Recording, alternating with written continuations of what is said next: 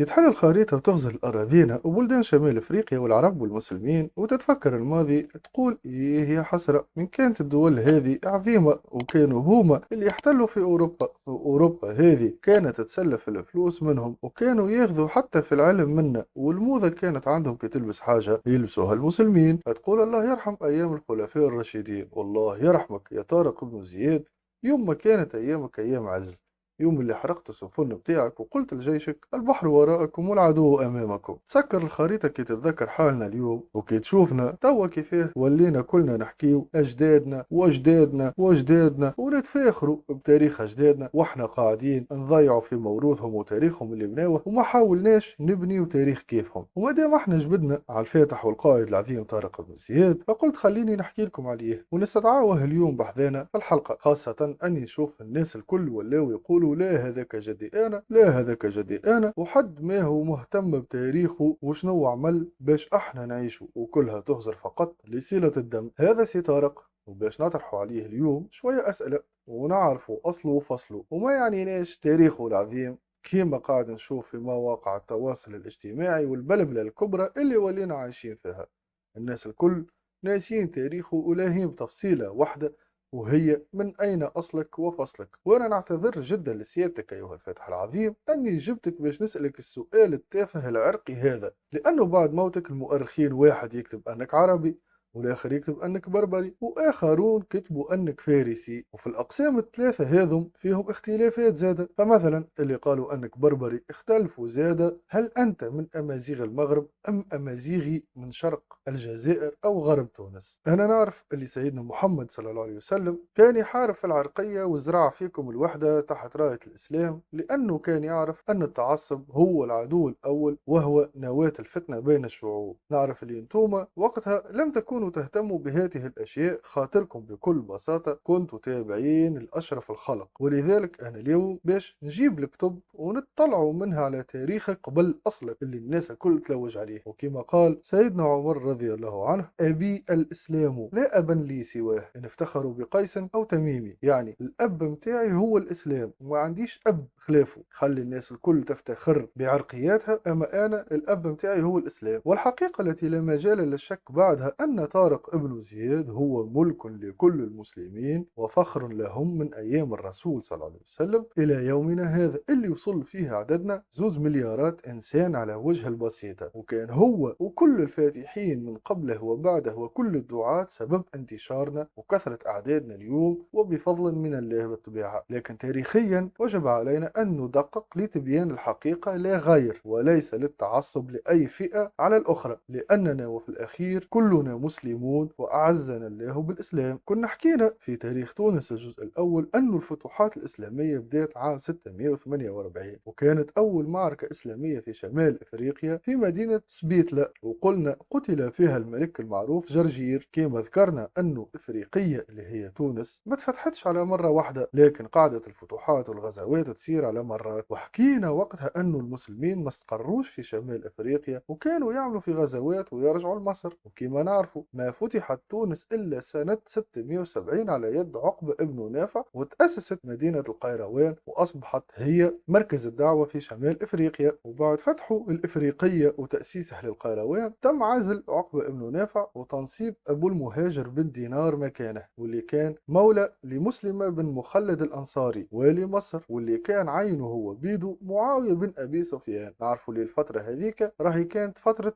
الفتنة الكبرى والصراعات على الملك والخلافة. نجموا ترجعوا بالطبيعة تتفرجوا في تاريخ تونس في الجزء الأول. وفتح هو بدوره المغرب الأوسط اللي هي الجزائر اليوم، وزاد تقدم نحو المغرب الأقصى، وصارت حرب بين جيوش أبو المهاجر وكسيلة بن لمزم اللي كان متمركز في تلمسان، وتهزم في المعركة هذيك كسيلة وطاح في الأسر، إلا أنه أبو المهاجر أحسن إليه وخلاه يدخل في الإسلام واتخذه صديق بعد إسلامه في محاولة منه أنه يدخل البلاد برجالها، يعني كي يستلطف زعيم زعيم أكيد باش يستلطف البقية. وكمل أبو المهاجر فتح تونس خاصة قرطاجنة وجزيرة الشريك وفتحهم، لكن بعدها عاود تعزل وعاود رجع عقبة ابن نافع والي على القيروان. ولهنا عقبة ابن نافع أساء معاملة أبو المهاجر وكسيلة، وصارت فتنة لأن الأمازيغ اعتبروها إهانة في حقهم. ويقال من بعض المؤرخين أن عقبة بن نافع في غزواته الجديدة اللي وصل بها حتى للمغرب الأقصى كان يهز في كسيلة وأبو المهاجر مكبلين بسلاسل حديد، وكانت هذيك سبب ثورة الأمازيغ ضد المسلمين، واستشهد عقبة بن نافع وأبو المهاجر. وفي المعركة اللي دارت بيناتهم عام 688 مات فيها حتى كسيلة، واستمرت من بعده في قيادة الثورة للديهية. وبقيت تفاصيل فتح شمال إفريقيا وتونس تلقاوها بالطبيعة في تاريخ تونس الجزء الأول. وأكيد أنتم تسألوا توا وتقولوا يا أخي الفيديو على طارق بن زياد علاش دخلنا في موضوع الفتوحات أو الغزوات الإسلامية وتحكي لنا في هذا كله علاش؟ باهي راهم مربوطين ببعضهم، وتبع معايا لاخر الفيديو تو تفهم النقطة هذه بالذات كانت لازم أن نقولوها. ونقدموا بالوقت لنوصلوا لسنة 703 وقت تولى موسى ابن النصير والي على إفريقيا. ولهنا حسب كتاب فتح الأندلس لمؤلفه جورج زيدان يقول: لما جاء موسى بن نصير إلى إفريقيا وصار عاملا عليها كان في جملة من اتخذه من الموالي طارق بن زياد، حتى إذا ما رأى شجاعته وحسن إسلامه رقاه حتى جعله قائد حامية طنجة. ولهنا نفهم أن ظهور طارق بن زياد كان مربوط بتولي موسى بن نصير ولاية تونس. وقت كان طارق بن زياد والي على طنجة كانت مدينة سبتة تحت حكم القوط الإسبان، وكان اسم ملك القوط في إسبانيا رودريغو، وهذا الأخير كان اعتداء على بنت دوق سبتة الدوق لوليان. كي صار الاعتداء على بنته من قبل الملك بعث رسالة لطارق بن زياد يطلب فيها العون منه مقابل أنه يساعده في الإطاحة بالملك ويتعاون معه. طارق بعث يستشير في ابن نصير في القيروان، وهو بدوره استشار الخليفة الأموي في دمشق ووافقوا له. فبعث طارق بن زياد سرية متكونة من 400 جندي تحت قيادة طريف ابن مالك للاستكشاف، وساعدوا دوق سبتة في مده بالسفن. وكان المكان الذي نزلت فيه السفن سمي لاحقا باسم راس طريف أو رأس طريف على اسم طريف ابن مالك. وكي نجحت البعثة هذيك في شن غارة خاطفة على سواحل إسبانيا ورجوعها محملة بالغنائم، قام طارق بن زياد بتنظيم جيش وسفن وشق البحر الأبيض المتوسط وصولا إلى سواحل إسبانيا، وسمي ذلك المضيق بمضيق طارق، والجبل الذي نزل عنده طارق باسمه أيضا. وتقابل جيش طارق بن زياد مع جيش الملك رودريغو في منطقة وادي برباط أو باللغة العربية وادي لكة. وكان جيش المسلمين متكون من 7000 جندي وعلى أقصى تقدير 12000 حسب المصادر الأخرى. يعني الجيش هذا كان متكون من ناس مخضرمين في الحروب، يقال كانوا كلهم أمازيغ. وكما نعرفوا أن الأمازيغ خاضوا العديد من الحروب في شمال إفريقيا ومتمرسين جدا في الحروب والقتال، وكان معهم ما يقارب 300 جندي عربي. يعني الجيش هذا كامل بربري أمازيغي بامتياز، لكن الأهم أنهم مسلمين وحاملين راية الإسلام، وأخذوا المشعل على العرب وكملوا على نفس المنوال. علاش قلت لكم الرسول صلى الله عليه وسلم كان من أولوياته محاربة العرقيات، لأنه لازم تكون راية الإسلام هي المرفوعة أولا. وكان جيش الإسبان أو القوط متكون من ما يقارب 20 أو 30 ألف جندي، وفم حتى مصادر أخرى تقول أنهم 100 ألف. وانتصر جيش المسلمين بقيادة طارق بن زياد والأمازيغ على ملك إسبانيا، وقتل ملكهم في تلك المعركة. ولم ينتظر طارق المد من ابن النصير بل واصل مسيرته نحو طليطلة عاصمة القوط، وقسم الجيش إلى 4 أقسام. وكان قد استشهد من هذا الجيش 3000 جندي في المعركة الأولى. يعني إذا احتسبنا أقل عدد ذكر في المصادر اللي هو 7000 جندي، يعني قعد مع طارق 4000 جندي قسمهم إلى 4 سريات، كل سرية مكونة من 1000 جندي. جزء بعثهم إلى غرب الأندلس، وجزء إلى وسط الأندلس لفتح قرطبة، وجزء إلى شرقها، والجزء الرابع قاده هو بنفسه لفتح طليطلة. والقوط رغم كثرتهم إلا أنهم كانوا كي شافوا أن الجيش هذا لا يهزم رغم قلة عدده، فقرروا الانسحاب والتراجع نحو المدن الداخلية مثل سراقسطة وبرشلونة وجبال كانتابريا. ومع المد اللي جاء من بني نصير ويقال 18000 جندي، لاحق المسلمون القوط وفتحت الأندلس كاملة في ظرف 7 سنوات. واللي قعدوا من القوط هربوا إلى منطقة جبال كانتابريا الوعرة واحتموا بها. وكيما ديما لا تجري الرياح بما تشتهيه السفن، وقت المسلمين ما زالت لهم كان النقطة هذيك اللي متحصنين بها الإسبان جاتهم رسالة من عند الخليفة أنهم يوقفوا الفتوحات ويرجعوا لمساندته في دمشق. ومن اللحظة هذه تبدأ تضارب الأخبار في نهاية طارق طارق بن زياد. فيهم اللي يقول أنه كمل حياته في دمشق كمتسول، والخبر هذا راهو موجود ومش من عندي. وفيهم من المؤرخين اللي يقول بعد فتح الأندلس اعتزل الحروب وعاش حياة الزهد والعبادة والتقرب من الله، وبعد فتوحاته العظيمة لم تذكر أخباره بشكل دقيق من قبل المؤرخين. كيف ما قلت لكم العديد من التضارب، لكن هذا ليس موضوعنا اليوم. ما يهمنا اليوم هو فتحه العظيم اللي حكينا عليه، باش نعطيكم الكثير من الكتب والمصادر اللي تحكي على نشأته وولادته. ولهنا حبيت ننوه ونعطيكم تنويه، هذا ليس رأيي الشخصي، أنا فقط سوف أنقل لكم من قال أنه عربي أو فارسي ولماذا قالها، ومن قال أنه مغربي ولماذا قالها، ومن قال أنه جزائري ولماذا قالها. نبدأ بسي المؤرخ محمد بن موسى الرازي في كتابه الروايات برواية المقري أن طارق بن زياد كان فارسيا همذانيا، حيث يذكر أن موسى بن نصير دعا مولا له كان على مقدمته يسمى طارق بن زياد بن عبد الله فارسيا همذانيا. هذه في كتاب نفح الطيب الجزء الأول صفحة 159. والرأي هذا ضعيف وضعيف جدا لأنه تاريخيا الرازي كان أول واحد ذكر الشيء هذا، وبعده ابن حيان القرطبي في كتاب المقتبس نقلا عن الرازي، وحتى المقري في كتاب نفح الطيب نقلها كما شفنا عن كلام محمد بن موسى الرازي. أما الرأي الثاني اللي يقول بعروبة طارق بن زياد فهو يستند على عروبة الاسم أولا، ويقول محمد بن عبد الله عنان في كتاب دولة الإسلام في الأندلس صفحة 40 أن طارق بن زياد تلقى الإسلام عن أبيه زياد عن جده عبد الله، وهو اسم عربي إسلامي في نسبه، ثم ينحدر مساق النسب إلى أسماء أمازيغية محضة حتى ينتهي إلى نفزة. ونحبكم تتفكروا معايا كلمة نفزة لأنها هي باش تكون محور خلاف الحديث عن أصله الأمازيغي. وعلى نفس الرأي يقول زاد ابن حزم في كتاب جمهرة أنساب العرب من الصفحة 392 395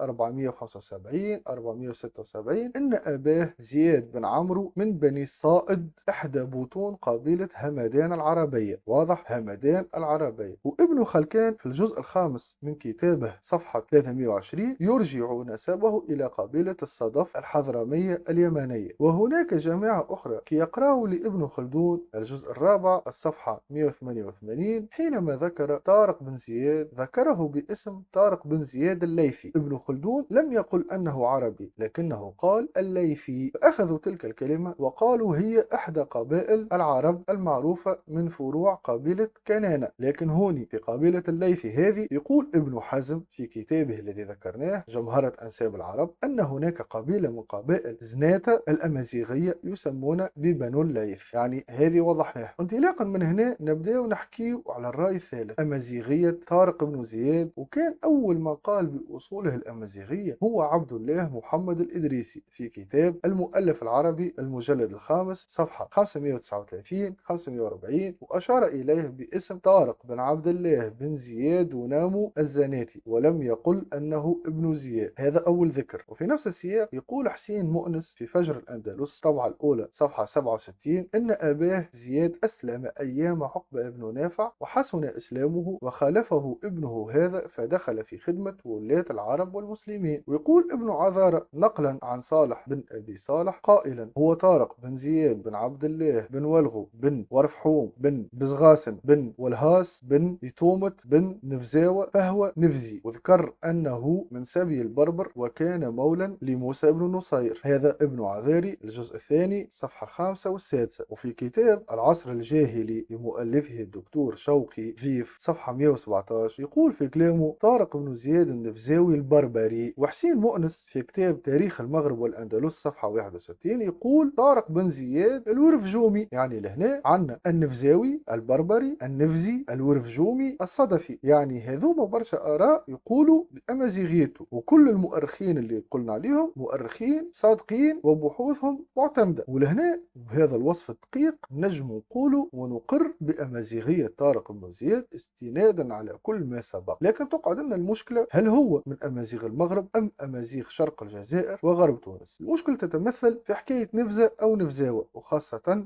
كلمة الورفجومي. وفي نفس كتابه يقول حسين مؤنس أن قبيلة ورفجومة كان يرأسها عاصم بن جميل وهو ابن أخت طارق ابن زياد، وكانوا من الخوارج الصفرية وهما اللي أنهاوا حكم ونفوذ بني حبيب ودخلوا بخيولهم لجامع القيروان. يعني ورفجومة النفزية موجودة قريبة من القروان حسب كلام المؤرخ. ويزيد مؤرخ آخر اسمه عبد الرحمن بن رستم في كتاب الموسوعة العسكرية ويقول أن ورفجومة كانت قبيلة بربرية بقيادة عاصم بن جميل موجودة في بلاد المغرب الأوسط، والمغرب الأوسط تعني الجزائر كما نعرفه. ولقب نفزاوة ما زال منتشر إلى حد هذه اللحظة في غرب تونس كاف إلى غرب مدينة كابس، ومادام ما زال موجود عنا احنا هون في تونس أكيد ما زال موجود في شرق الجزائر. لكن على النقيض في كتاب قصة الأندلس من الفتح إلى السقوط الجزء الأول وفي الصفحة 142 يذكر أن قبيلة نفزة موجودة بالمغرب الأقصى. وكذلك في كتاب اتعاظ الحنفاء بأخبار الآئمة الحنفاء يقول المؤرخ تقي الدين المقريزي أن نفزة ليست بالأندلس وإنما هي على الشاطئ المقابل لها في المغرب الأقصى. ويقول زاد الدكتور هشام جعيط وهو مؤرخ تونسي في كتابه تأسيس الغرب الإسلامي أن طارق من قبيلة نفزة وليست بنفزاوة الطرابلسية، بل هي على الأرجح مستقرة حول طنجة في الريف الحالي. منطقة الريف الأمازيغية كما نعرفها الكل أنها في المغرب الأقصى. والحقيقة الخلاف يطول ويطول جدا حول نسب طارق بن زياد وحتى حول نهايته ونهاية حياته ومماته. لكن الحاجة اللي حبيت نبينها لكم بالفيديو هذا أنه صدقوني أصله لا يعني شيئا أمام إنجازاته وهو فخر لنا جميعا كمسلمين. يكفي أنه رفع راية لا إله إلا الله وحارب من أجلها وهذا يكفينا فخر. هو خدم على روحه واسمه بقى موجود في التاريخ بأفعاله. أما احنا فماذا سنترك وراءنا؟ ولهنا يا أصحابي أبقى لي كان نقول لكم كان